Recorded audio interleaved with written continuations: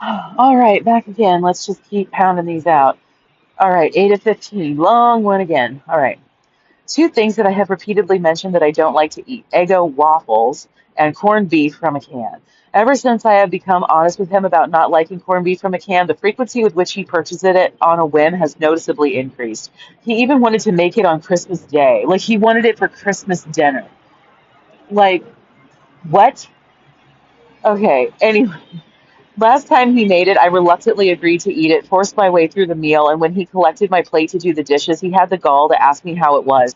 When he would make this shit, he would put so much vegetable. He basically just heated it up by drowning it in vegetable oil and then heating it up until like the oil would have been like hot enough to fry French fries in. Like, it's already this like fatty, salty meat thing. Like, the foods that he would eat, that he would prepare and would want to eat all the time or whatever, I have no idea how he's still alive. Seriously. It makes absolutely, he would, and then he would put mayonnaise on it. So he would take corned beef from a can, he would heat it up by frying it in vegetable oil, and then he would serve it by putting mayonnaise on it with white rice and like no vegetable. Maybe corn. I think that's what, like corned beef heated up by frying it in oil, served with mayonnaise, white rice, and corn. Like, this is a meal when you're gonna go lumberjacking in your underwear. Like, what in the fuck? Who eats this shit? Who eats this shit and lives to be 75 fucking years old? How in the hell? Okay, anyway. I groaned and rolled my eyes, not only in disgust for the corned beef, but the question in general. He responded by saying, I know you hate corned beef, as though he completely understood that asking me that question would be infuriating and that the expectation was that I would just humor him. Yeah, fuck you. Moments ago, as I was watching an educational video on YouTube, seriously, it was, I'm not being facetious, I saw him out of the corner of my eye in the kitchen waving something around. I looked over at him as he gazed at me pleadingly, but I still couldn't make out what the package was. I pulled out my earbuds and he asked me if I wanted one, the goddamn Eggo waffles. I furrowed my brow and shook my head. No, I don't want any of the fucking toaster cardboard. What invisible force compels him to behave the way that he does, especially towards someone who he purports to be fond of? What in the actual fuck is this? Where are the candid cameras? Is the fact that he's a pest a clue of some kind? Is this a sick joke, man? And I was trying to leave this behind, remember? And it's like, this is where we're at. Okay, I guess this is the energy we're facing tonight.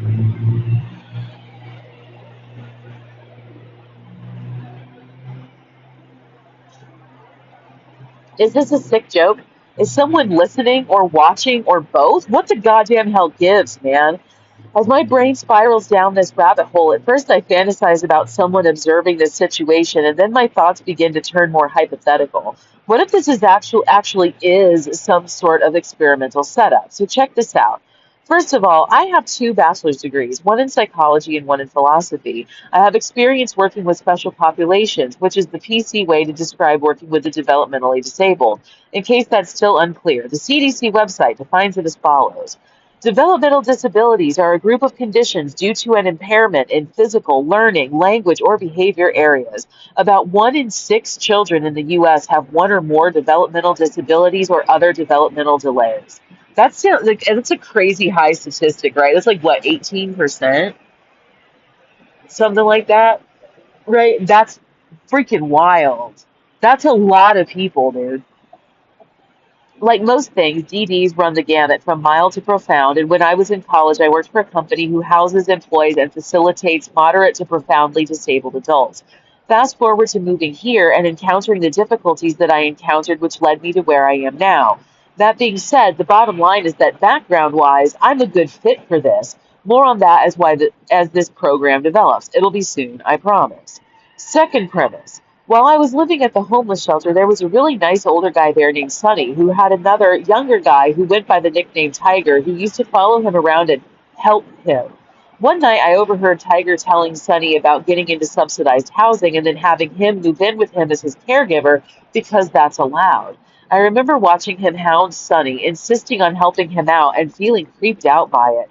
When I heard him insisting that Sonny provide a job and home for him, I was taken aback, but it didn't seem like my place to say or do anything about it. It was just kind of sad because, like, it's almost like then when the roles were reversed, though, it was like, why won't somebody help me get out of this? Right? Truth be told, it didn't seem like Sonny actually minded him all that much. Now I find myself on the opposite side of that coin. Every once in a while, I think about how this guy basically flipped the script with me and insisted that I move in to be his medical assistant. Again, more on that as the show goes on. Suffice it to say for now that it's odd that I've experienced a sense of foreshadowing in my life. Now for the good stuff. I'm going to breeze through this too, as much of it will surface again in more detail in other parts, just trying to lay some groundwork here. So, he's tried to sue the state at least twice. He insists that he works for a law firm, that he represents people in court, calls himself a paralegal pro se litigant as a title, acts as security for the building. He's a major proponent of Kingdom of Hawaii. I'm not against that movement, don't get me wrong. The importance of this will come up in a minute. Claims to be professionally involved with the case against the 30-meter telescope, yada, yada, yada. The part that's important right now is that he's tried to sue the state twice. The first time was against the state tax office. I don't remember what that one was about, but it's what he talked my ear off about on the bus the night that we met. Later, I promise. Well, and I've told that story now already, too, so now you get it, right? This is what he was talking about that night and wouldn't shut up about.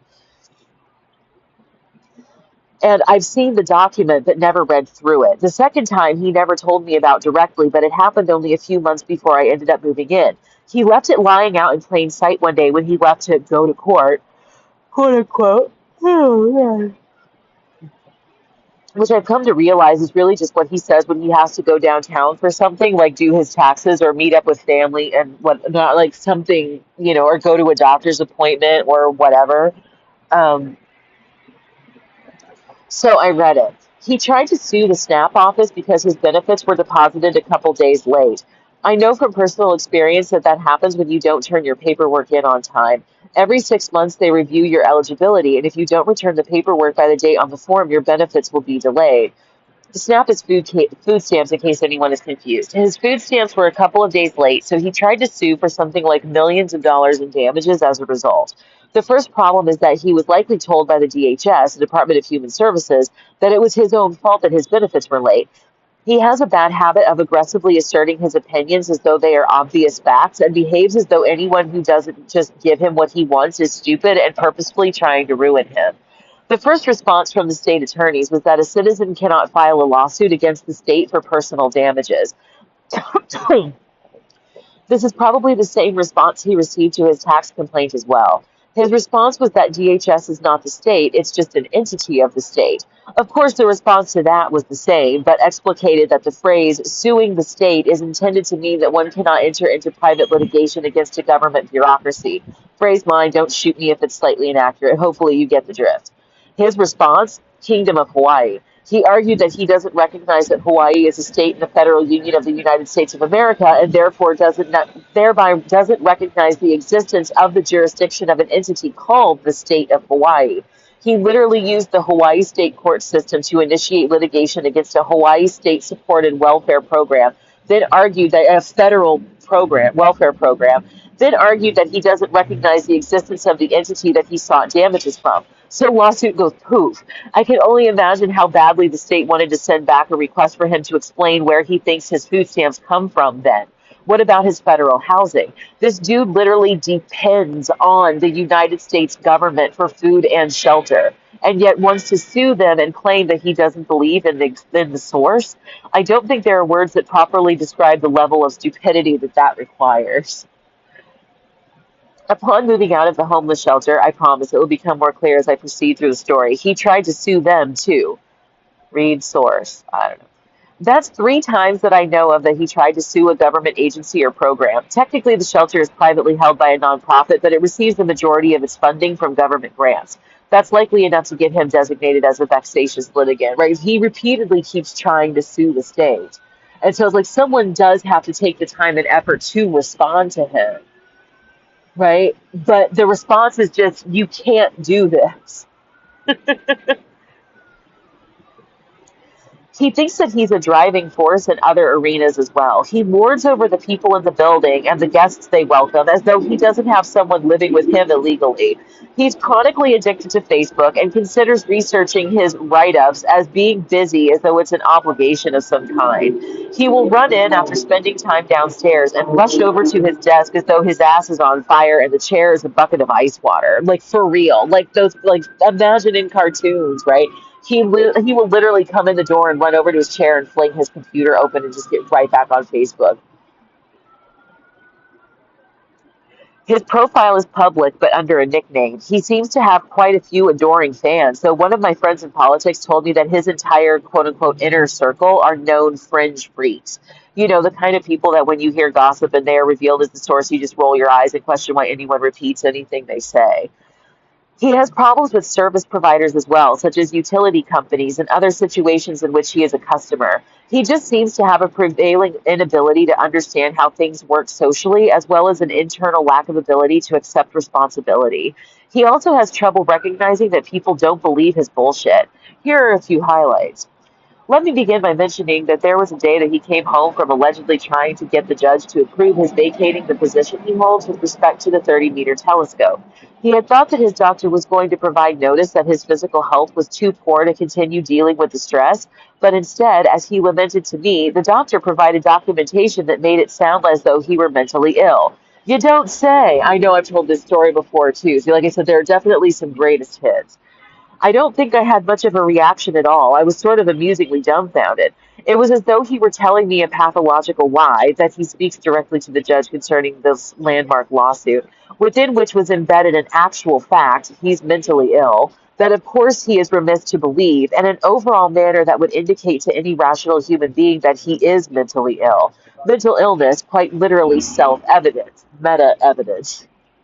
The next and simplest, which is kind of funny because now the Facebook parent company is Meta, because at the time this was going on, that wasn't a thing yet. And so, like I said, it's like it's meta evident. It's like whatever his whole life revolved around the use of Facebook in a way that was completely fucking unhealthy and incapable of being described.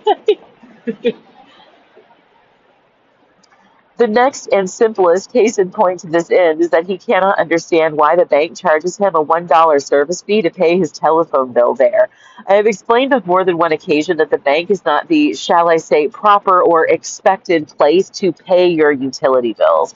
The bank provides this convenience as a service that incurs a fee with which to pay, oh my God, what the hell?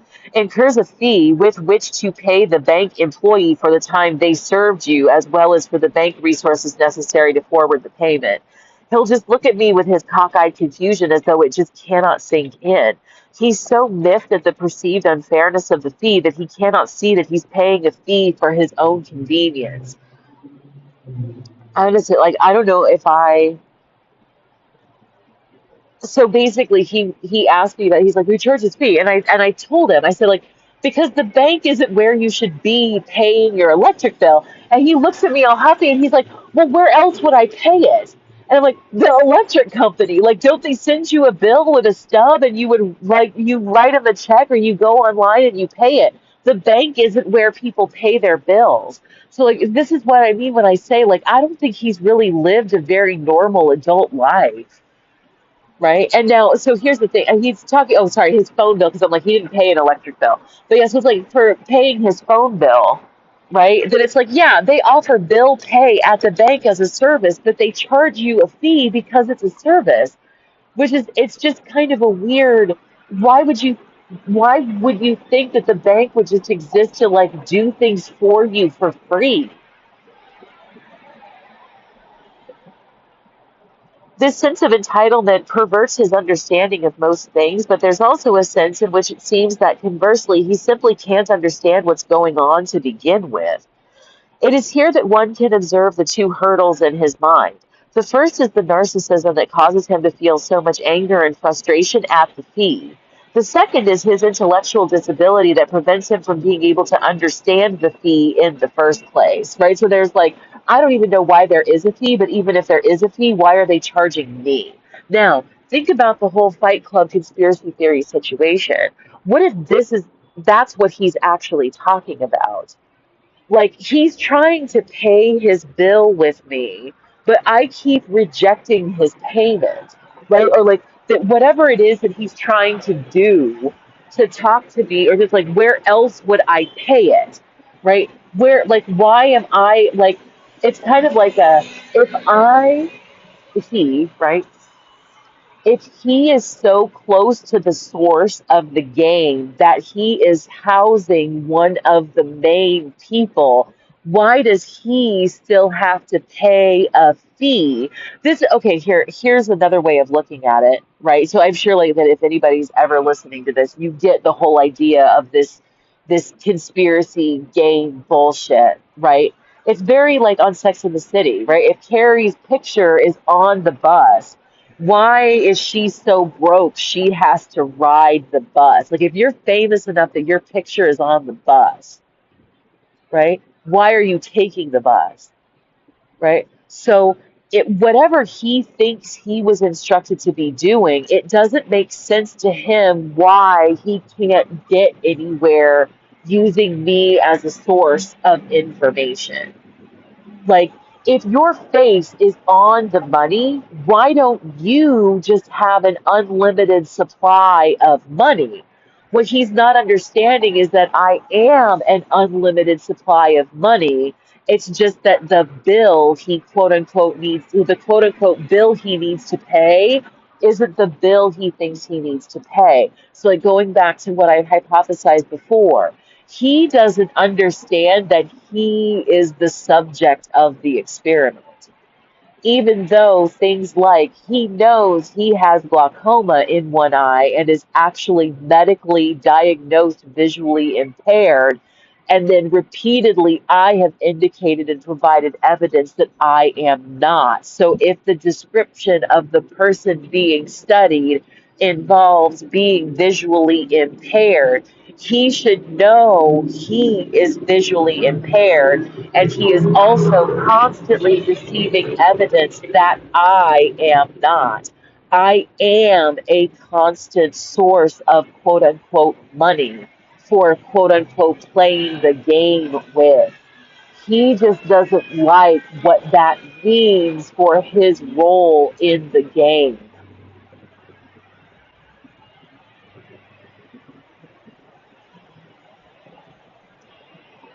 Even if you could get him to understand that his behavior of paying the phone bill at the bank causes him to incur the fee, even if you could get past the stupidity, you still face the hurdle of his entitlement. He doesn't like it, so it shouldn't exist, right? He's thinking to himself, but I would never have agreed to this. Of course not. But I think the same thing about why do people think I know what's going on? I never would have agreed to this, right? So, like thinking about my life and situation when I was living with him, right? Why would I have ever have actually agreed to like being fucked over by every job I have to the tune of ending up homeless to then having to live with you? And that you had to basically twist my arm in order to get me to move in here. Why would you have needed to do any of those things if I was voluntarily doing this? Why would I volunteer for this? Right? So it's like he can figure out the right answers when he is the focal point of his own scenario. But when the tables are turned, he doesn't draw the same conclusions for me. This is why I say that it's like this is a narcissistic twist in a nutshell. The only people who are going, and this is part of my hypothesis then, the only type of people that are actually having this problem solving the puzzle are people who can't see themselves out of the center of the puzzle.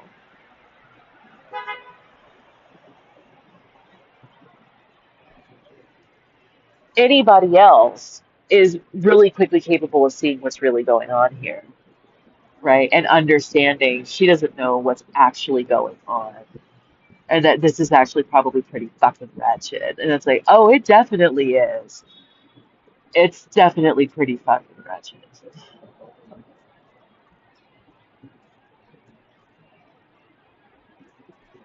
He doesn't like it, so it shouldn't exist. But he does like having me living with him. So if it's what he believes, he would love to have it going on, even though that puts me in the position that he doesn't like for himself. I guess a way to really get gruesome about it would be if it was you and your friend. Oh, actually, this is a really good way of putting it, basically, right? You and another person are stranded on a deserted island and there's no food and you're both starving to death. You both know, and this is kind of auspicious because Yellow Jackets just came back as of last night, and I have my 2 episodes of Yellow Jackets to watch. But anyway, all that being said, so you and this other person are trapped on this deserted island, and the only hope at this point that either of you have for having the food to survive is going to be eating the other one. But neither of you wants to kill the other. It's kind of like one of you has to starve to death first in order to be the person who gets to eat and survive instead of being the person who passes away. This is a very vulgar example. So he is fine with that scenario as long as I'm the person who dies first.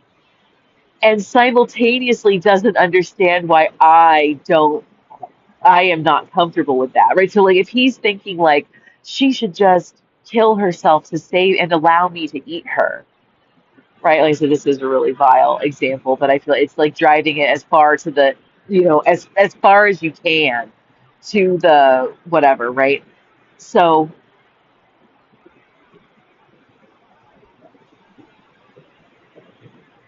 he's actually fine with this as long as I'm the one that dies and he gets to eat. But as things are becoming more and more apparent that he is going to starve to death before I do, it's because this works too because I'm the one who's fat, right? Like he's going to starve to death long before I do. And he doesn't like that I'm willing to let him die first so that I can survive. So like when you can see that in your shoes, you this situation is fine as long as you are the one benefiting from it. And also don't see why the other person isn't thrilled to be in the position they're in with you. So like I said, like now we can take it out of the realm of that extreme example, right? He genuinely thinks that he's doing me a favor regardless. So even if he's the one being all right, well, that was the first time that happened, but this one's like going on and on about this, but I feel like this is a really important point, right? As long as he's, and I feel like I'm also beating it to death, so I'm going to take that as a sign that like your point's been made, right?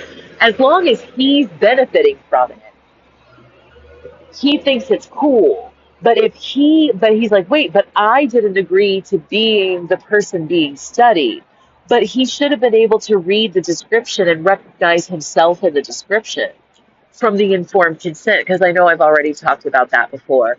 So he did actually consent because he consented to being a part of a study that was explained to him, and it was also explained to him the characteristics of the person that was being studied, and he has all of those characteristics. And I think to a certain extent, he knows he has all of those characteristics. Like he knows he wears a hearing aid. He has to because he has to put it in his ear, right? He knows that he has a visual impairment because he has to use a magnifying glass to read shit. He knows that he has whatever disability because he receives disability checks from the government, right? He knows all of this about himself. He has to. So how can he not see himself as the person who's been described?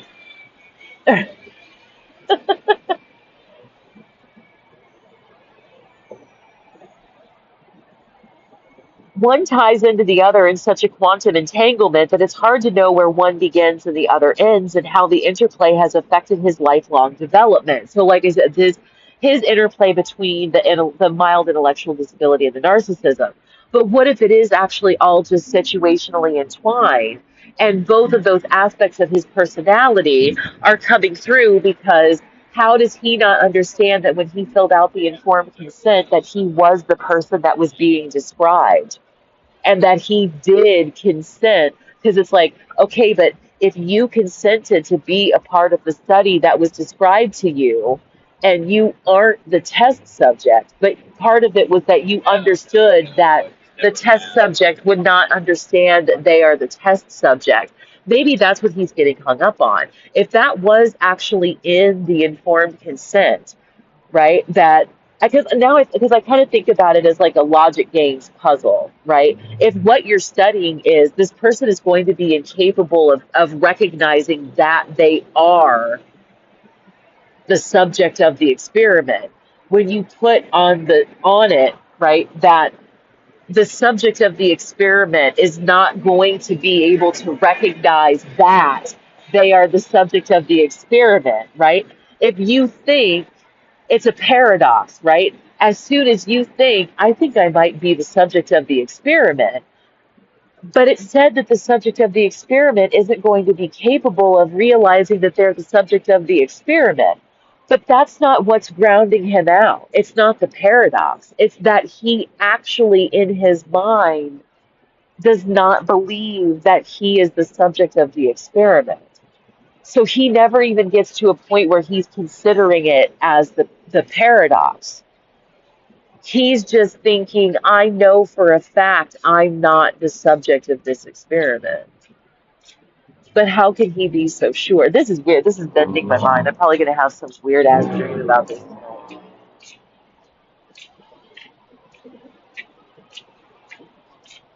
But now I'm getting too technical for this portion of the program. The point is that there is a chicken or egg problem. The only direct correlative tie between the two disorders is that whenever he is faced with objective evidence that he isn't very intelligent, the narcissism kicks in to override this ever becoming a part of his personality. When he is upset about something, it is very hard to figure out if he's just throwing a narcissistic tantrum or if he is actually frustrated at not being able to grasp the concept. Add to that his physical disabilities, glaucoma, and 60% deafness with a hearing aid, as well as the fact that his mother had Alzheimer's and he could be in the throes of early onset dementia, and he's the Molotov breadbasket of psychological warfare. That's kind of funny. Shortly after I moved in, it became apparent that the bill for his internet service was very far behind, as in almost $600 behind. He would call the customer service, argue for about a half an hour, hang up, be angry, and grumble. The gist of the situation was that he had seen bundle packages advertised on television for telephone, basic cable, and internet for the same price that he paid every month for only internet. The catch was that Hawaiian Telcom, the company in question, doesn't service his building for cable, and the cable company that does service the building can't provide internet because the building isn't wired for it. All in all, it is pretty fucked up, and after this whole snafu, the proper complaints were filed with the city's Chamber of Commerce and the Housing Authority, and I think he wrote a letter to the governor or something.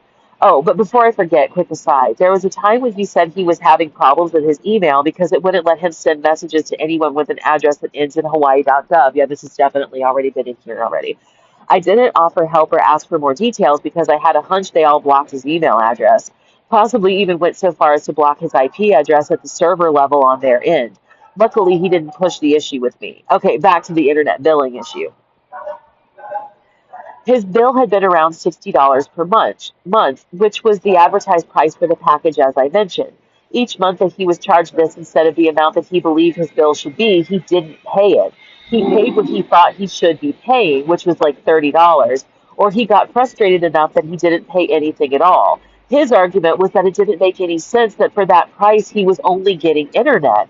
I used to do tech support for for a DSL provider way back in 2003 when DSL was just becoming popular.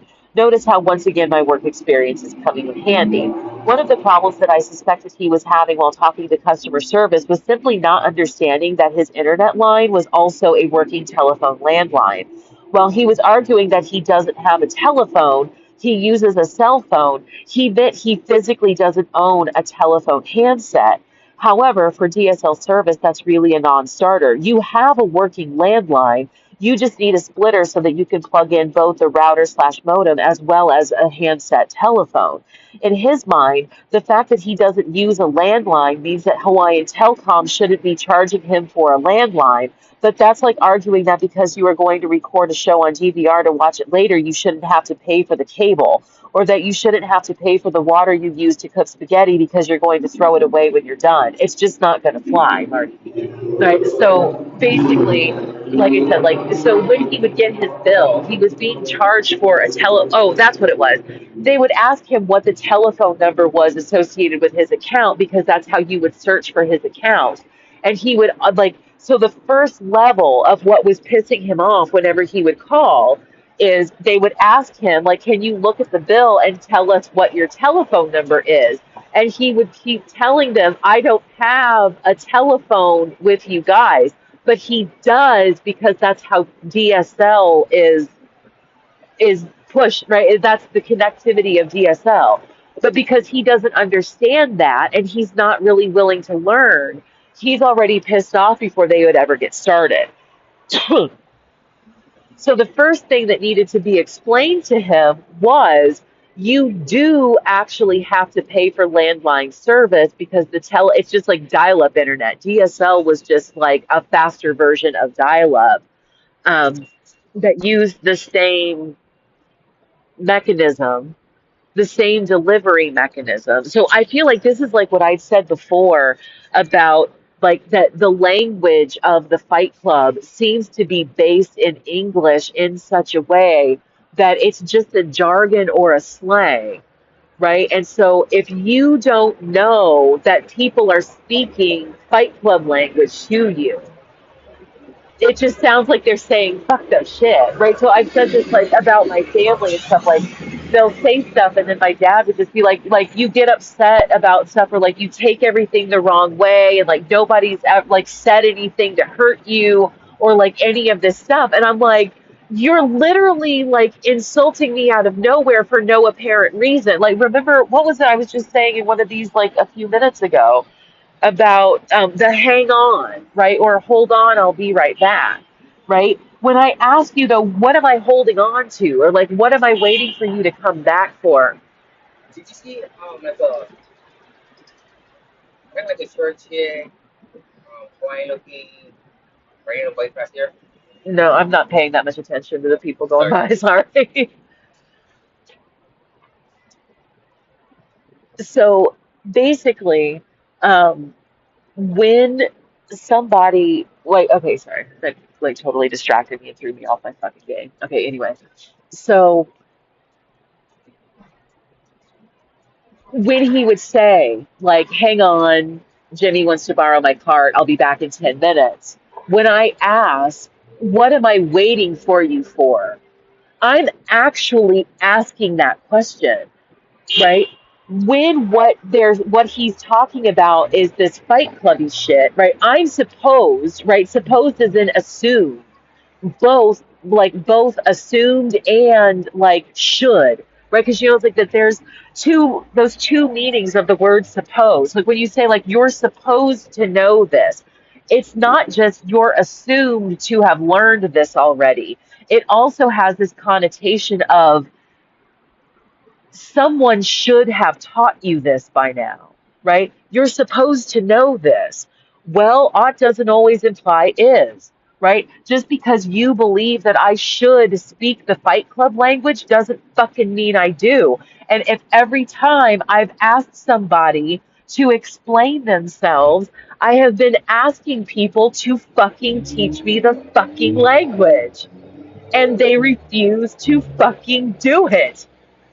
I have repeatedly, seemingly now when I look back on my life, I have repeatedly insisted that people elaborate themselves in a way that this shit would make sense to me. And they have simply refused to do so. So I feel like if people were to say to me, like, you're not supposed to be in the dark about this is another way of like what I was saying before about like she doesn't know how to quit. Like she just doesn't have any quit in her. Yeah. They're telling you, I don't know about any of this.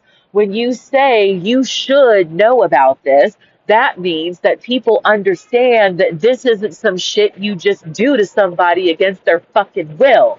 People assume I have volunteered for this.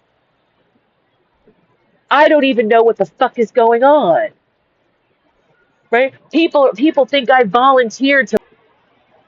Okay, anyway, yeah, I know it just shut off, so I'm going to just jump right back into that example, right? People think I volunteered to lead the prom committee and then are calling me pissed off, asking why I'm not there to help decorate, and I don't even know we're having a prom this year. There's like fucking COVID going on. The fuck you mean we're still having the prom? The fuck you mean? You're the one who said you'd lead the committee. I don't know what the fuck you're talking about. You know what? You're such a bitch, Cat. Shut the fuck up, and they hang up on me. Right? And then somehow I'm the fucking bad guy. I literally don't even know what's going on. I don't even know there's a prom happening.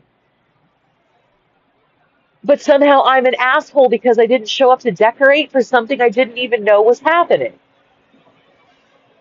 Right? This guy is wondering why in the fuck he can't pay his quote unquote phone bill with me. Right? Whatever the hell is going on, right? I don't know what the fuck is going on. Like I said, like this is the funny thing too. Like the dude that just stopped to ask me if I saw like a petite Hawaiian chick ride by on a bike.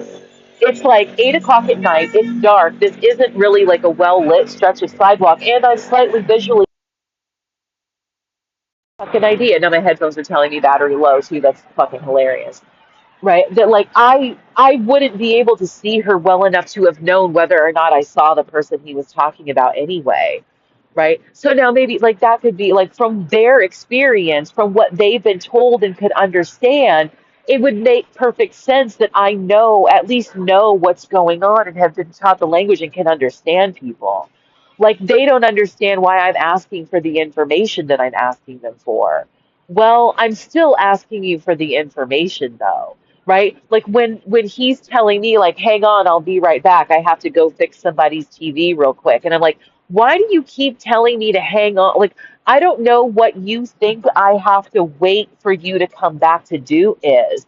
Can you be like, "Well, aren't you Jane Doe with the unicorn profile picture in the game on Facebook?" And I'll be like, "What game on Facebook?" And then he shows me the game and boom, I'm in the fucking loop.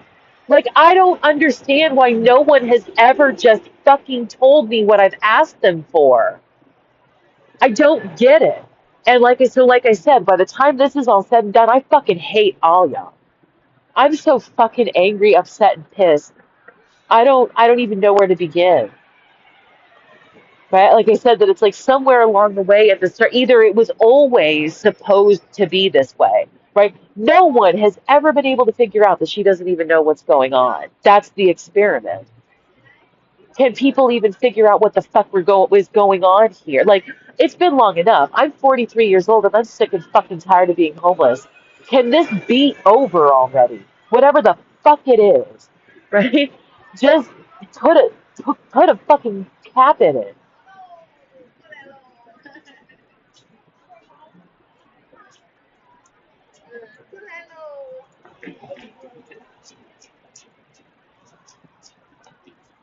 So I didn't realize like there was a kid walking. Good thing he had little light up shoes so that I could stop cussing like that before he walked by. But anyway, now that they're out of the earshot. Anyway, but like it's like do y'all understand how fucking frustrated I am with my life? Like I said, I don't know what this is. I don't know what it's supposed to be doing. I don't know what the fuck I need to do to be done with this shit. I don't know what they want. It's and I just want to be done. I just want it to be over. I want to know what the hell's going on. I want to punch someone in the face. I want to kick someone into the sun. I want to put some people in fucking prison. Like, I don't, whatever this is, I just want it to be over. And I know that it's not just my life, right? Like, at this point, I'm like, I'm pretty confident, right? I don't know what this is or how I got entangled into it or what. But I hate this so much and I just want it to be over.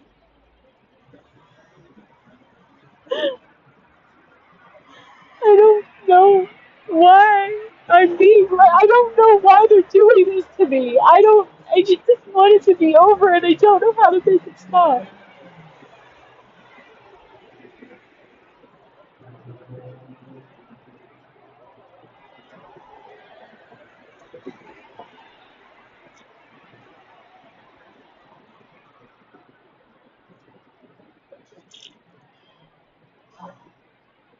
Anyway, so where we left off is this issue of not understanding, right? Not understanding that the game language has been designed to work as natural English. So remember going back to my example with the whole, do you want the meat in the freezer, right? And that it's been designed so that my actual response is also the response that I would be giving. So when he's stupidly asking me if I want the dinner meat in the freezer, and I say no, just put it in the fridge, if me telling him no, just put it in the fridge, amounts to me telling him no, you are the research subject, right? He thinks I'm too stupid to realize that he's speaking game language and he just blows it off because he's not realizing that it's one and the same. Whenever I am answering anything anyone is asking me in game language, I am a constant source of money because the only evidence or information that I can give anyone is I don't know what the fuck you're talking about. Ta-da! Right? But that isn't a satisfactory response to these prick-a-holes who want to think they are the ones at the center of this universe. Whatever the fuck it is. And like obviously like that's a euphemism. Right? But like they don't like the response because me not knowing what's going on has negative repercussions for them. Right? So, like I said, what it ends up doing is it would be throwing him into the paradox zone where you either need to decide Cat's speaking game language, and that means I'm the one being studied. But if I'm the one being studied, I wouldn't know about it. So she must be the one who's being studied. But if she's the one being studied and she doesn't know about it, then she can't be answering game language questions, which means she really just wants the meat in the refrigerator, and she's not even telling me she doesn't know what's going on. But if she doesn't know what's going on, then that makes her the subject of the research. So why do you keep asking me game language questions then? Because doesn't that just solve the problem? So now you're dealing with somebody who can't solve the puzzle, right? Because if the solution to the puzzle is Cat is always only able of returning the response of you're barking up the wrong tree. I don't have any information for you. I don't know what's going on. If she doesn't know what's going on. But if she doesn't know what's going on at all, then she's never given informed consent, and if she's never consented to this and isn't here voluntarily, then I have twisted the arm of just some random person into moving in here with me so that what? So that I'm the one who's doing the research? So if I'm doing the research, what's the research? Right? Think about what would he have agreed to be helping them research? Because he's not a researcher, right? But he thinks he's a legal eagle and stuff, right? So whatever he's researching must be some investigation for a legal purpose. So now we're back to he thinks he needs to get me to evidence that I know what's going on. It's funny, there's the car alarm and all that. So it's like that's all it is. They're trying to get me to give up evidence that I know what's going on. And I don't fucking have a clue. Other than this shit I'm pulling out of my ass that makes me feel like a fucking lunatic. That's why when I say, like, I hate you assholes, this is a vile, vile thing you have done to somebody, and I don't see why or how there would be any fucking reasonable import or reason to have ever have done this to somebody other than just being assholes.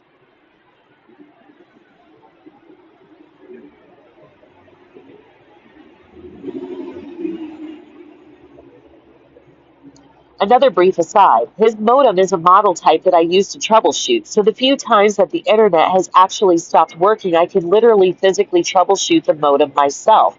I know how to reset it, go to the GUI, redo the settings, manually input DNS, disconnect all of the devices, check for packet loss, the whole 9 yards. I'm practically a fucking miracle worker. 90% of the time we had problems with the internet, I could just solve it. I just fixed it. And then, like the one time it did end up coming to pass, we had to get a whole new modem. Like it just finally was shot, and they had to send us new equipment. Okay. I started to feel as though he might be justified when he kept telling the customer service agent that when he ordered the service, he wanted the whole package. But when the service tech arrived, they discovered that they don't service cable in this building. That's when he told Hawaiian Tel that he only wanted internet, but he was always still being charged for the bundle package that would have included cable television as well. The real trouble was that he kept getting so worked up that he was yelling and cursing at the customer service agent, which I also know from experience will get your call released for abuse. That wasn't the only time that he had this problem. Again, not long after I moved in, he called his ear doctor because his hearing aid wasn't functioning properly. He was trying to make an appointment, but something was wrong with his account. He started getting angry and was shouting something about insurance. Finally, he thrust the phone at me and demanded that I talk to them. When I got on the phone, the receptionist informed me that the last time he was in to see the doctor, he became aggressively angry and they refused to ever see him again. Great. I get to be the one to tell this firecracker that he's no longer allowed at the barbecue. I asked her if that was absolutely set in stone or if I was going to have to tell him. I think she went ahead and made an appointment for him, but honestly, at this point, I don't really remember how this all worked out. Like I said, because at this point, it had been years prior. But yeah, but basically, I was like kind of telling her like that you guys need to see him again. And for like, you're his ear doctor. If he can't hear, he can't hear. I shouldn't be expected to explain something like this to him. You need to do it. And then there's Moby and having the cops called on it. Yeah, so then he had trouble with his cell phone too, and he went down to the actual office for the cell phone, and he ended up getting so aggravated standing there that they called the cops to trespass him. Okay, like he had serious fucking problems. Realistically speaking, a caregiver would never be in a position in which their personal autonomy was suppressed or oppressed by the client, nor would their personal resources be exploited by said client. My vulnerability in this situation keeps my attitude in check, and thereby I become a perfect chaperone for this man. It also keeps me at arm's distance from Stockholm Syndrome.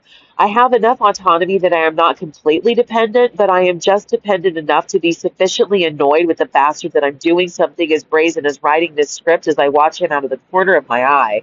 I wonder sometimes if there is some suspicion that he is, in fact, dangerous in some way, and that part of the purpose of this is to corner him doing something that is illegal enough to put him in prison or a state mental institution.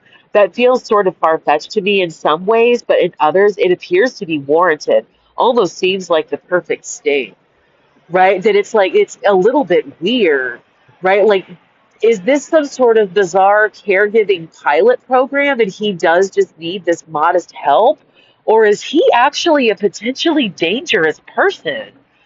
Right? That's why I said like that a lot of this, excuse me, a lot of this actually kind of has me terrified because not knowing what's going on with all of this is fucking strange and out of pocket. But the other thing that's weird about it is when I was little, like 9 years old, 10 years old or whatever, we had like a local theater company put on a couple plays and my parents took me to them, and one of the plays was The Mousetrap, and the other play was one I've never been able to find again, but it was about a woman who kept overhearing conversations leading up to her birthday that made her feel like people, her husband and like her friend, whatever, were actually plotting to kill her. Like, so she comes to believe but they were actually plotting a surprise party. So from what she's overheard, though, she's gotten it in her head that her husband is actually planning to kill her. And so now she's all worried or whatever. But the reality was is that they had bought her a boat for her birthday, and they so like basically they were planning a surprise birthday party for her on her new yacht to christen the yacht and give her this boat as her birthday surprise, right? But she'd only heard these little snippets of the conversation that made it seem terrifying. And I'm like, is that what these people have fucking done to me in real life? Because, dude, I swear to God, I'm gonna go scorched earth on your fucking asses. I don't care if this ends with me putting my parents in prison for the rest of their lives. I'm pissed. I'm livid pissed. I'm like the woman in that video that like she like they sent her on the like spa vacation for a week and then remodeled her kitchen, but when she came back, she fucking hated it. And like people, and that it turned out that it was just a skit that they were staying in some big like mansion for like as a vacation rental, and it was just a skit that they cooked up. But like I feel like, and like now I've been seeing recently a lot of these reels where like men have gotten their wives a vehicle for their birthdays or whatever, but it's not what they want. It's like a monster truck or like some big ass SUV. Like, I wanted a Porsche and you bought me this lifted Lincoln Navigator. What the fuck are you thinking, right? And that people are just like, oh my God, that it's like a Lincoln, it's like it's nicer, it's this, and it's like, but it's not what she fucking wanted. They're like, hey, babe, what do you want for Christmas? And she's like, I want a Porsche. I want a Porsche Cayenne. And you fucking got her a Lincoln Navigator. Like, okay, like, why would you ask her what she wants for Christmas if you were just going to get her what you wanted? Like I said, dealing with him in a lot of ways was like this. Why does he bother me to ask me what I want for dinner when he's just going to make me cook him a steak any fucking way? Why do you even talk to me? Just do what the fuck you're going to do and leave me out of it. That is the second dog in a backpack that I've seen tonight. That is interesting and very cute. That was like a Shiba Inu puppy, and it was so adorable. Kind of had this look on its little face, like, I know I'm in a backpack. He's like kind of almost sad, like I'd rather be walking on a leash, but whatever, it is what it is. But yeah, I don't know what's going on. I fucking hate it. I feel like I'm like the baby that's crying because you've left it just sitting in the car seat for too long. Or you know what I mean? That it's just like it's one of those like, are we there yet? Are we there yet? Are we there yet? Are we there yet? Like, who the fuck goes on a 14-hour road trip and doesn't at least like decide halfway through we're gonna just stop and get a hotel for the night with a pool and let the kids burn off some steam, right? And I feel it's like sad. It's like that. Oh, okay, so after this, like I got 3 years driving a Lexus for Uber and making decent. Like, why would you do this to me? Just to rip it away so that I have to be homeless for a year before you have your big blowout reveal? Y'all are so fucking cruel and callous. This takes the cake for you have to just be abusive as fuck. You're just horrible people. You have to be sociopaths to have agreed to do this to your child. I can't even imagine. And I feel it's, in a lot of ways, it's like the people were so blinded by the outcome that they're thinking that it doesn't fucking matter.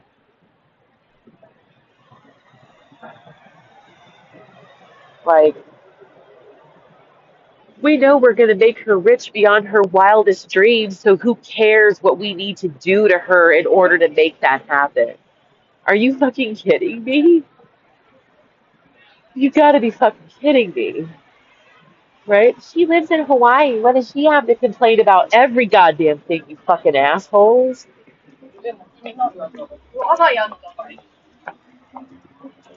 Right? Whatever she said. I don't know. But like, is it right that it's just like that? Are you cannot be serious, right? We're driving from Seattle, Washington to Disney World in one go without stopping. I don't know why the baby won't stop crying. Well, maybe because they've been sitting in a car seat for 17 hours. Holy shit. Right? I don't know whose like I said, I don't know whose fucking bright idea this was, but it was a horrible fucking idea.